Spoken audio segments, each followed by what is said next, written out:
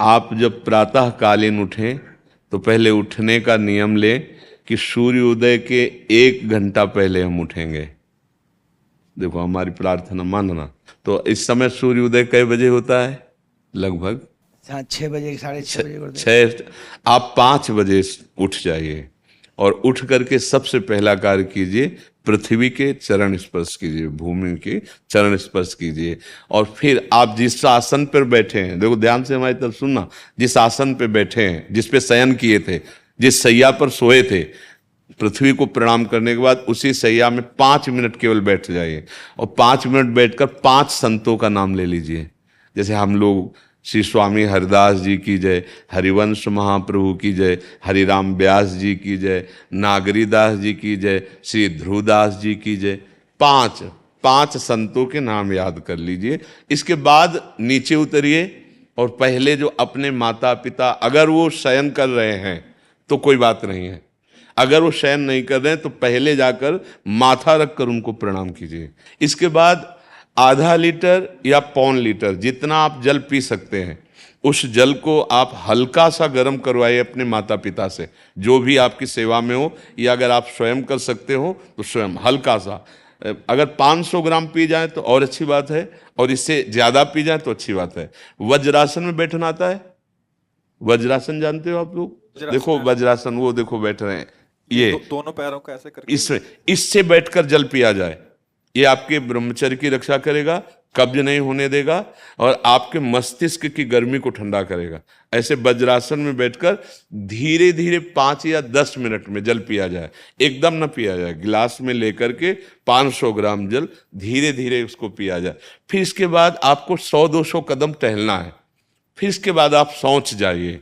शौच, अगर आपका पेट साफ हो जाता है, अगर नहीं साफ होता है, कोई ऐसी परेशानी लगती है, तो 1 चम्मच ईसबगोल की भूसी और छोटी हर का आधा चम्मच अगर रात्रि में दूध से या पानी से ले ले तो वो बार बार शौच नहीं लगाएगा, पर आपकी आंतें साफ हो जाएंगी। शौच जाने के बाद स्नान करें और फिर तुरंत, अगर आपको व्यायाम आता है तो करे, नहीं तो सीधा सरल बात होती है, 20 बार बैठ जाए बैठक और 10 बार लेटने वाली दंड।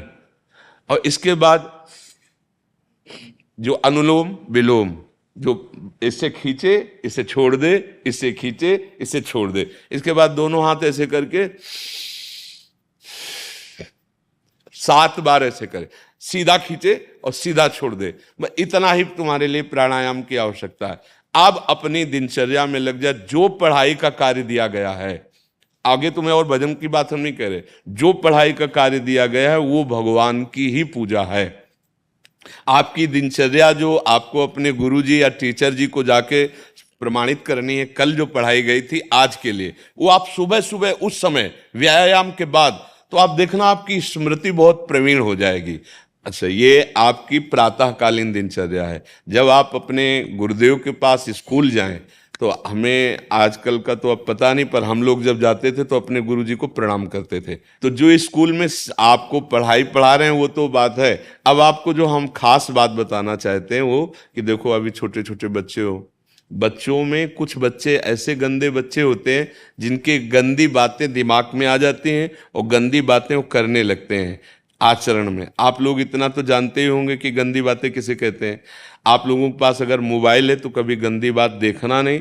कोई भी बच्चा अगर गंदी बात दिखाए तो अपने टीचर से या अपने माता पिता से जाके शिकायत करनी चाहिए, वो बहुत हानिकारक होती है। कभी कोई भी गंदी बात अपने द्वारा नहीं होनी चाहिए।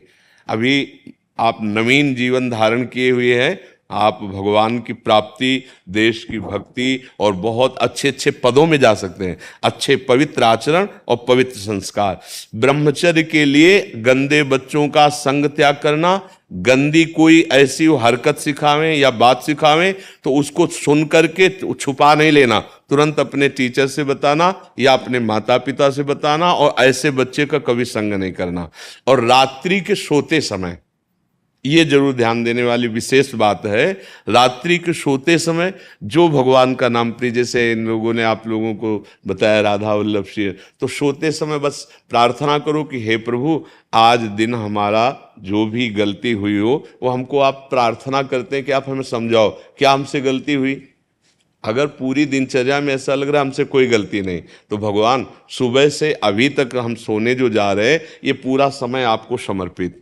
आप देखना इसका फल देखना, एक तपस्वी की तपस्या का जो फल होता है ना उसका ये फल मिलेगा। और सोते समय बस राधा वल्लभ श्री हरिवंश, राधा वल्लभ श्री हरिवंश, इधर उधर ना सोचते हुए, ना मोबाइल देखते हुए, ना कोई गंदी बात मन में, और चुपचाप सो जाइए।